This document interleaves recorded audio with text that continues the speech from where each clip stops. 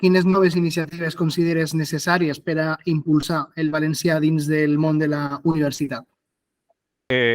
Compten amb iniciatives ja assentades i que compten una participació, jo crec, que parla per si mateixa. Per exemple, en l'àmbit de la investigació n'hi ha unes ajudes concretes a les tesis doctorals que es desenvolupen en valencià. I és prou relevant aquest tipus d'ajudes per a, evidentment, hi ha unes temàtiques que s'apropen més.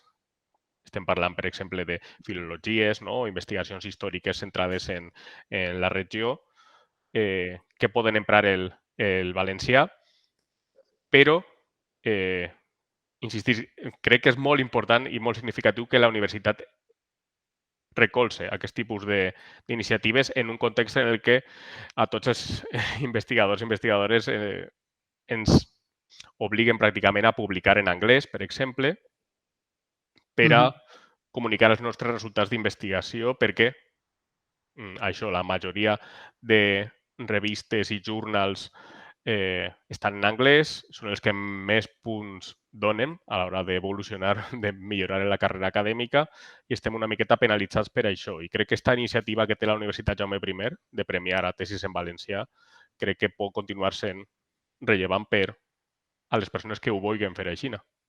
Quin futur li veus al valencià? No tant a ús domèstic, que ahir està clar que és una llengua que perdurarà, però en un àmbit ja més professional o de docència, més o menys, quin futur li veus a la llengua?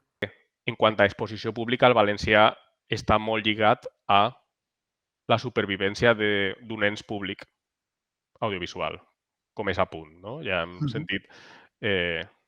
sentit amenaces per part d'alguns grups polítics per al tancament que no són noves, per altra banda, i en aquest sentit, si volem que continuï el valencià estant en la conversació, en la conversa social, té que haver una defensa dels mitjans públics, en aquest sentit, a punt mèdia.